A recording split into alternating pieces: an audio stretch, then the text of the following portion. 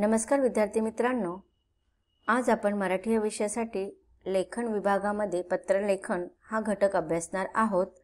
पत्रलेखन या घटकाचा हा सेशन क्रमांक पहिला आहे।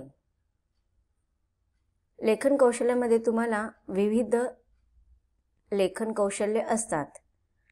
निबंध लेखन, कथा लेखन, सारांश लेखन, त्याप्रमाणेच पत्रलेखन सुद्धा दिले जाते। यापूर्वीच्या इयत्तांमध्ये तुम्ही पत्रलेखन म्हणजे काय याचा आपण अभ्यास केलेला आहे। आज आधुनिक युग मानलं जातं संगणकाच्या, मोबाईलच्या आणि कॉम्प्युटरच्या या युगामध्ये आज पत्राचा किंवा पत्र पाठवण्याचं प्रमाण फार कमी झालेलं आहे। पण जे स्थान पत्र घेऊ शकतं ते स्थान इंटरनेट, संगणक किंवा मोबाईल नाही घेऊ शकत। जरी आज आपण आपल्या जिव्हाळ्याच्या नातेवाईकांबरोबर फोनवरती संपर्क साधून आपल्या मनातील भावना आपण व्यक्त करू शकतो, पण काही ठिकाणी आपल्याला अजूनही पत्रव्यवहार करावा लागतो। पत्र हे आपल्या मनातले भाव, विचार दुसऱ्यांपर्यंत लिखित स्वरूपात पोहोचवण्याचे उत्तम साधन आहे। ह्या आधीच्या इयत्तांमध्ये आपण पत्रलेखन या घटकाचा अभ्यास केलेला आहे। पत्रलेखनाच्या विषयानुसार पत्राचे दोन प्रमुख प्रकार पडतात। पहिला आहे औपचारिक पत्र आणि दुसरा आहे अनौपचारिक पत्र। या आधीच्या इयत्तांमध्ये आपण पत्र प्रकारांची ही ओळख करून घेतलेली आहेच। अनौपचारिक पत्र म्हणजेच कौटुंबिक पत्र, वैयक्तिक पत्र सुद्धा आपण याला म्हणतो। आपल्या नातेवाईकांना, जवळच्या जिव्हाळ्याच्या व्यक्तीला आपण जे पत्र पाठवतो त्याला आपण कौटुंबिक पत्र म्हणजेच अनौपचारिक पत्र असे म्हणतात। औपचारिक पत्र म्हणजेच जी लोक आपल्या ओळखीची नसतात त्या लोकांना आपण जेव्हा पत्र लिहितो ते औपचारिक पत्र असतात। त्यालाच इंग्रजीमध्ये आपण फॉर्मल लेटर आणि अनौपचारिकला इनफॉर्मल लेटर असे म्हणतो। औपचारिक पत्रामध्ये पण अनेक प्रकार आहेत। विनंती पत्र, मागणी पत्र, कार्यालयीन पत्र, व्यावसायिक पत्र, याच्या व्यतिरिक्त पण वेगवेगळे प्रकार असतात। आजच्या तंत्रज्ञान युगात फोनचा वापर वाढल्यामुळे पत्र लिहिणे जरी कमी झाले आहे तरीही आपल्याला अर्ज करणे, मागणी करणे, विनंती करणे अशा काही कारणासाठी पत्र लिहिणे आवश्यक असते व पत्रलेखन कौशल्य प्राप्त होण्यासाठी या इयत्तेत आपल्याला औपचारिक पत्रलेखनाचा अभ्यास करायचा आहे। आतापर्यंत आपण अनौपचारिक पत्रलेखन पाहिलेलं आहे, तर आज आपल्याला अनौपचारिक पत्रलेखनाचे स्वरूप समजून घ्यायचे आहे। अनौपचारिक पत्रलेखनामध्ये आपण नातेवाईकांना, आई वडिलांना, भाऊ बहिणींना, काका काकूंना, मामा मामींना, आजी आजोबांना, भाऊ बहिणीला, मित्रमैत्रिणींना पत्र लिहितो। त्याचंही लिहिण्याचं एक विशिष्ट स्वरूप असतं। त्याच्यामध्ये आपल्याला संबोधन, अभिवादन लिहावे लागतात, विषय लिहिण्याची गरज नसते आणि त्याच्यामध्ये आपण आपल्या जिव्हाळ्याचे नातेवाईक असल्या कारणाने त्याच्यामध्ये भावनांना भावनिक होऊन आपण ते पत्र लिहित असतो, परंतु औपचारिक पत्रामध्ये तसं नसतं। औपचारिक पत्र लेखनासाठी कोणत्या गोष्टी आवश्यक असतात त्या आपण सुरुवातीला समजून घेऊया। ज्यांना पत्र लिहायचे आहेत त्या व्यक्तीला त्याच्या पदाच्या अनुषंगाने आपल्याला शिष्टाचारपूर्वक उल्लेख करावा लागतो। औपचारिक पत्र लेखनासाठी भाषा सरळ, सुगम, सुस्पष्ट आणि विषयानुरूप असावी लागते। पत्रात केवळ मुख्य विषयाबाबतच लिहावे लागते। ज्यांना पत्र पाठवायचे आहे त्यांचे पद, त्यांचे वय, योग्यता, शिक्षण इत्यादी सर्व गोष्टी लक्षात घेऊन योग्य त्या भाषेचा वापर करून आपल्याला औपचारिक पत्रलेखन करावे लागतात। पत्राची भाषा ही लेखन नियमानुसारच असावी लागते। आता आपण औपचारिक पत्र आणि अनौपचारिक पत्र लेखनामध्ये काय फरक आहे हे अगोदर समजून घेऊया आणि त्यानंतर औपचारिक पत्राचा एक प्रारूप पाहूया। अनौपचारिक पत्रामध्ये आपण ज्या व्यक्तीला पत्र लिहितो त्या व्यक्तीचा उल्लेख योग्य नात्याप्रमाणे सन्मानपूर्वक करतो। म्हणजे आपल्यापेक्षा वयाने मोठ्या असणाऱ्या व्यक्तीला जेव्हा आपण पत्र लिहितो, आई वडिलांना जेव्हा आपण पत्र लिहितो तो तीर्थस्वरूप, तीर्थरूप आईस, तीर्थस्वरूप बाबास, तीर्थस्वरूप आजोबा, अशा रीतीने आपण संबोधन तिथे लिहित असतो। आणि त्यानंतर आपण संबोधनाबरोबर अभिवादन पण लिहितो. शीर्षाष्टांग नमस्कार. आपल्यापेक्षा वयाने मोठे असतील तर शीर्षाष्टांग नमस्कार असे आपण लिहितो. पुढे विवी म्हणजे विनंती विशेष असं लिहितो. आपल्यापेक्षा वयाने लहान असतील तर त्यावेळेस आपण प्रिय मित्रमैत्रिणींची नावं, भाऊ बहिणींची नावं लिहितो आणि त्यांना नमस्कार करतो. किंवा आपल्यापेक्षा वयाने लहान असेल तर आपण आशीर्वाद असं अभिवादन करतो. संबोधन आणि अभिवादन त्याला म्हटलं जातं. परंतु औपचारिक पत्रामध्ये आपल्याला समोरच्या व्यक्तीला आपण वैयक्तिकरित्या ओळखत नसतो, त्यामुळे आपल्याला फक्त संबोधन लिहायचं असतं, अभिवादन लिहायची गरज पडत नाही. औपचारिक पत्रामध्ये सुरुवातीला आपल्याला प्रति म्हणजे ज्या व्यक्तीला आपण पत्र लिहितो त्याला आपल्याला प्रति असं शब्द टाकून नंतर ज्या व्यक्तीला पत्र लिहित आहोत त्या व्यक्तीचा योग्य तो पद किंवा हुद्दा लिहिणे आवश्यक असते. त्यानंतर आपण अनौपचारिक पत्रामध्ये व्यक्तीचं क्षेमकुशल विचारतो, भावना आपले प्रभावी शब्दामध्ये मांडतो आणि आपल्या नात्यातील जिव्हाळ्यानुसार आपण पत्रामध्ये विस्तृत लेखन करतो. परंतु औपचारिक पत्रलेखनामध्ये आपण ज्या व्यक्तीला पत्र लिहत आहोत त्या व्यक्तीचे क्षेमकुशल विचारत नाही, त्यांना आपण विस्तृत लेखन करत नाही, संक्षिप्तमध्ये आपला विषय मांडतो. अनौपचारिक पत्रलेखनामध्ये विषय लिहिण्याची गरज नसते, परंतु औपचारिक पत्रलेखनामध्ये विषय लिहिणे अत्यंत महत्त्वाचं आहे. हे लक्षातच ठेवायचं आहे तुम्हाला, हे मुद्दे लक्षात ठेवायचे आहेत. औपचारिक पत्रामध्ये पहिलं दिनांक, प्रति, पत्ता, मग विषय लिहिला जातो. तसं अनौपचारिक पत्रामध्ये विषय लिहायची गरज नसते, आपण डायरेक्ट पत्राला सुरुवात करतो. अचूक शब्दामध्ये आपल्याला नेमका जो काय आपला आशय आहे किंवा नेमका जो विषय आहे तो मांडायचा आहे. याच्यामध्ये आपण फक्त संबोधन लिहिता, अभिवादन लिहत नाही. संबोधन पण आपल्याला 2-3 शब्दच आपण लिहायचं असतं. माननीय, महोदय किंवा महोदया असे 2 शब्दांचा वापर आपल्याला करायचा असतो. औपचारिक पत्रामध्ये आणि अनौपचारिक पत्रामध्ये दोघांनी सारखंच आहे की पत्रात शेवटी डावीकडे पत्र पाठवणाऱ्याचा पत्ता लिहिणे आवश्यक असतो. अनौपचारिक पत्रामध्ये पण आणि औपचारिक पत्रलेखनामध्ये पण जेव्हा पत्र संपतं आपलं तेव्हा शेवटी आपण डाव्या बाजूला जो व्यक्ती पत्र लिहितो त्याचा पत्ता पूर्ण आपण लिहितो. आता इथे तुम्हाला 2 शब्द लक्षात ठेवायचे, प्रति आणि प्रेक्षक. प्रति म्हणजे ज्याला आपण पत्र लिहितो तो व्यक्ती आणि त्याचा पत्ता. प्रेक्षक म्हणजे आपण स्वतः पत्र लिहित असतो म्हणून आपण प्रेक्षक असतो, म्हणजे आपला पत्ता आणि आपलं नाव म्हणजेच प्रेक्षकचं नाव आणि प्रेक्षकचा पत्ता हे 2 गोष्टी तुम्हाला लक्षात ठेवायचं आहे. प्रतीचा पत्ता पत्र लिहायच्या सुरुवातीलाच आपण लिहितो आणि प्रेक्षकचा पत्ता पत्र संपल्यानंतर लिहितो. औपचारिक पत्र आणि अनौपचारिक पत्रामध्ये जो व्यक्ती पत्र लिहत असतो त्याचा पत्ता म्हणजे प्रेक्षकाचा पत्ता आपण पत्र संपल्यावरती लिहितो. ह्या गोष्टी लक्षात ठेवायच्या आहे. आता आपण औपचारिक पत्राचे प्रारूप पाहूया. आता तुमच्या पाठ्यपुस्तकामध्ये जे काही हे औपचारिक पत्राचे प्रारूप दिलेले आहे ते जुन्या नियमानुसार दिलेले आहेत. आता पत्रलेखनाचे काही प्रारूप बदललेले आहेत. मोठ्या इयत्तेसाठी इयत्ता 9वी आणि 10वीसाठी त्या नवीन प्रारूपाचाच उपयोग केला जातो. इयत्ता 6वी 7वी 8वीसाठी शाळेच्या अनुषंगाने पत्रलेखनाचे प्रारूप नवीन वापरायचं आहे की जुनं वापरायचं ते शाळेच्या अनुषंगाने होते.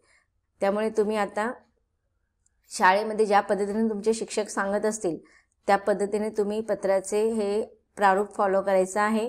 अधिकतर आपण नवीन पद्धतीचेच पत्रलेखन सगळ्या शाळांमध्ये ते वापरत आहेत, तीच पद्धत आपण वापरत आहोत. आज पण मी तुम्हाला शिकवताना तीच पद्धत सांगणार आहे. इथे तुम्हाला बघा सुरुवातीला उजव्या बाजूला पत्र पाठवणाऱ्याचा पत्ता आणि दिनांक सांगितलेला आहे, परंतु आता नवीन नियमानुसार हा जो पत्र पाठवण्याचा पत्ता आणि जो दिनांक आहे तो आता उजव्या बाजूला न लिहिता आपल्याला डाव्या बाजूला लिहायचा असतो. सुरुवातीला आपण दिनांक लिहायचा आहे. पत्र पाठवणाऱ्याचा पत्ता म्हणजेच आपण त्याला काय म्हणतो, प्रेक्षक. लक्षात ठेवायचं आहे सगळ्यांनी. इथे प्रेक्षकाचा पत्ता येणार आहे म्हणजे पत्र जो पाठवणार त्याचा पत्ता येणार, वरती दिनांक येणार. आणि त्यानंतर मग प्रति म्हणजे ज्याला आपण पत्र लिहितो त्याला त्याच्या अगोदर कसं असायचं, प्रेक्षकाचा पत्ता, नंतर प्रतीचा पत्ता आणि त्यानंतर विषय आणि विषयानंतर मग आपला मजकूर आणि त्यानंतर मग पुन्हा पत्राचा शेवट आपण करतो. तर इथे प्रति द्यायचे. प्रतीनंतर तुम्हाला कॉमा देणं अत्यंत गरजेचं आहे. प्रति झाल्यानंतर मग आपण ज्याला पत्र पाठवत आहोत त्याचा पत्ता लिहितो. माननीय महोदय, किंवा मग तुमचं जर समजा शिक्षकांना, वर्ग शिक्षकांना, मुख्याध्यापकांना पत्र पाठवायचं असेल, अधिकाऱ्यांना पत्र पाठवायचं असेल, व्यवस्थापकांना पत्र पाठवायचं असेल तर माननीय व्यवस्थापक असं लिहायचं. नंतर इथे कॉमा द्यावं किंवा पूर्णविराम द्यायचा आहे. योग्य त्या मान व पदासह ज्यांना पत्र पाठवायचं आहे त्यांचे नाव, हुद्दा आणि पत्ता पूर्ण लिहायचं आहे. त्याच्यानंतर पत्ता झाल्यानंतर पूर्णविराम द्यायचा आहे आणि त्याच्यानंतर विषय लिहायचा आहे.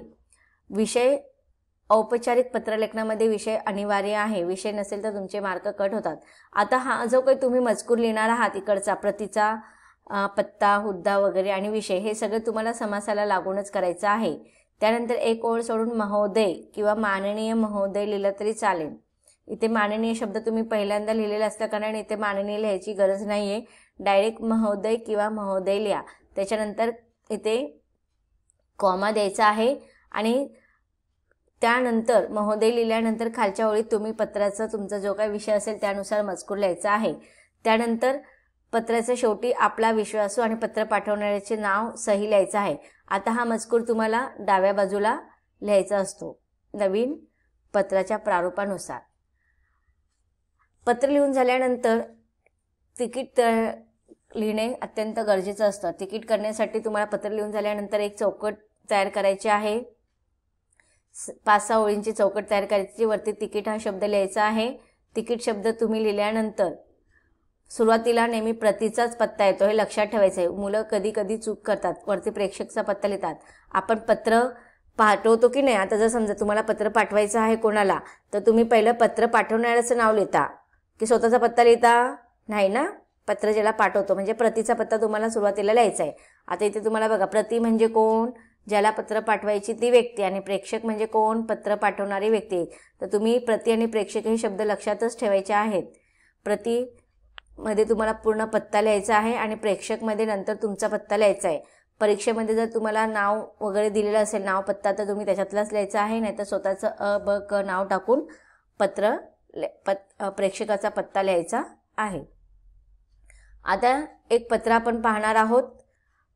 पत्राचा विषय आहे की सुंदर हस्ताक्षर सुंदर करूया. या शिबिरामध्ये तुम्हाला सहभागी होण्याबाबत पत्र लिहायचं आहे. तुमच्या इयत्ता 8वी मध्ये हा विषय तुम्हाला दिलेला आहे, पाठ्यपुस्तकाच्या खाली दिलेला आहे, तो तुम्ही अभ्यासायचा आहे. आता इथे बघा, मी तुम्हाला नवीन पत्राच्या नियमानुसार हे पत्र सांगत आहे, तर तुम्ही त्याच अनुषंगाने लिहायचं आहे. सुरुवातीला तुमचं नाव लिहा. इथे कुमारी मीना तांबे असं नाव लिहिलेलं आहे. मुलगा असेल तर मुलाचं नाव लिहा किंवा मग नाव न लिहिता तुम्ही अ ब क लिहू शकतात. जर परीक्षेमध्ये तुम्हाला पत्ता दिलेला असेल, नाव दिलेलं असेल, त्याच नावाने आणि त्याच पत्त्याने तुम्हाला पत्र लिहायचं आहे. 105 श्रीपाद अपार्टमेंट, कॉमा द्यायचा आहे. टिळक रोड, कॉमा, पुणे 422003 इथे पूर्णविराम द्यायचा आहे. हे तुम्हाला मी मुद्दामून सांगत आहे कारण की यांना मार्क असतात. आता जेव्हा तुम्ही एखाद्या शहराचं नाव लिहितात, 6 अंकी पिनकोड तुम्हाला लिहायचा आहे कोणताही. त्यानंतर दिनांक लिहा, 18 मे 2021 टाकायचा आहे. त्यानंतर मग खाली बरोबर समासाला लागूनच त्याच्या खाली प्रति लिहायचं आहे आणि ज्यांना तुम्हाला पत्र लिहायचं आहे त्यांचं पूर्ण पत्ता लिहायचा आहे. माननीय श्री रवी साळवी, कॉमा, वर्ग शिक्षक, इयत्ता 8वी, तुकडी अ, स्वामी विवेकानंद विद्यालय, पुणे, पिनकोड नंबर लिहायचा आणि इथे पूर्णविराम द्यायचा आहे. त्याच्या खाली बरोबर तुम्हाला एक ओळ सोडून विषय लिहायचा आहे. आता इथे तुम्हाला 2 स्लाइडमध्ये मी विभागून पत्र दिलेलं आहे, हे तुम्ही खाली सलग लिहायचं आहे. इथे बघा, जसं तुम्हाला मी सांगितलेलं आहे, प्रेक्षकाचा पत्ता, प्रतिचा पत्ता, त्याच्यानंतर खाली समासाला लागून विषय लिहायचा एक ओळ सोडून. एक विषय आहे आपला हस्ताक्षर सुंदर करूया शिबिरामध्ये सहभागी होण्याबाबत. विषय कमीत कमी शब्दामध्ये लिहिता येईल तेवढं शक्य असेल तेवढं लिहायचं, जास्तीत जास्त शब्द लिहायचे नाहीत. एक ओळीमध्येच तुमचा विषय मावेल एवढ्याच शब्दामध्ये तुम्ही लिहायचं आहे. त्यानंतर विषय लिहून झाल्यानंतर एक ओळ सोडायचा आहे. महोदय, कॉमा, आपल्या शाळेत 20 मे ते 30 मे या कालावधीत आयोजित करण्यात आलेला हस्ताक्षर सुंदर करूया या स्पर्धेत मला सहभागी व्हायचे आहे. आता इथे तुम्ही तारीख आणि महिना तुम्ही तुमच्या चालू महिन्यानुसार किंवा तारखेनुसार तुम्ही लिहू शकता. वार्षिक परीक्षेच्या निकालाच्या दिवशी मी शाळेत उपस्थित राहू शकले नाही, यामुळे मला या शिबिराच्या आयोजनाची माहिती कळू शकली नाही. कालच मला मैत्रिणीकडून या शिबिराबद्दलची माहिती मिळाली. या शिबिराचे संयोजन तुम्ही करत असल्याचेही समजले. हे शिबिर सुरू व्हायला आता फक्त 4 दिवस शिल्लक आहेत आणि त्यासाठी प्रवेशाच्या जागा देखील मर्यादित आहेत. त्यामुळे शक्य झाल्यास मला शिबिरात सहभागी होण्याची संधी द्यावी ही नम्र विनंती. याच्यानंतर तुम्ही पूर्णविराम द्यायचा आहे. खालच्या ओळीमध्ये तुम्ही धन्यवाद सुद्धा लिहू शकता. धन्यवाद हा शब्द लिहायचा आहे. आणि त्यानंतर आपली विश्वासू कुमारी मीना तांबे. त्यानंतर तुम्ही तुमचा पत्ता लिहायचा आहे, इयत्ता क्रमांक, तुकडी क्रमांक लिहायचा आहे आणि अशा रीतीने तुम्ही हे पत्र लिहायचं आहे. पुढे तुम्हाला तिकीट काढायला सांगितलेलं आहे. पण आता बघा, नवीन नियमानुसार मोठ्या वर्गांमध्ये आपण जेव्हा पत्र संपतो याच्या खाली आपण काय करतो, जेव्हा आपण पत्ता लिहितो त्याच्यामध्ये आपण ईमेल पत्ता आणि संपर्क क्रमांक लिहितो. ईमेल पत्ता आणि संपर्क क्रमांक जर लिहिला असेल तर तिकीट काढण्याची गरज नसते. जर तुम्हाला शाळेतील शिक्षकांनी तिकीट काढायला सांगितले, ईमेल पत्ता लिहायचा नाही असं सांगितलं, तर तुम्ही तिकीट काढायचं आहे. जर शाळेत सांगितलं असेल तिकीट काढू नका, तुम्ही ईमेल पत्ता लिहा, मग तिकीट काढायची गरज नाही. बघूया तरी पण आपण तिकीट जर काढायला सांगितलं तर ते कसं लिहायचं. इथे तिकीट आहे, तिकीट शब्द लिहायचा आहे. त्यानंतर वरती प्रतीचा पत्ता येणार आणि खाली प्रेक्षकचा पत्ता येणार. प्रतीमध्ये तुम्ही पूर्ण पत्ता लिहायचा आहे. माननीय श्री रवी साळवी, वर्गशिक्षक इयत्ता 8वी तुकडी अ, स्वामी विवेकानंद विद्यालय पुणे आणि पिनकोड नंबर. त्यानंतर प्रेक्षकाचा पत्ता लिहायचा आहे. कुमारी मीना तांबे, 105 श्रीपाद अपार्टमेंट, टिळक रोड, पुणे आणि पिनकोड नंबर. अशा रीतीने तुम्ही पत्र पूर्ण करायचं आहे. तर विद्यार्थी मित्रांनो, अशा रीतीने आपण पत्राचं एक प्रारूप अभ्यासलेलं आहे. हे पत्र तुम्ही आवर्जून लिहा आणि प्रॅक्टिस करा, सराव करा. धन्यवाद.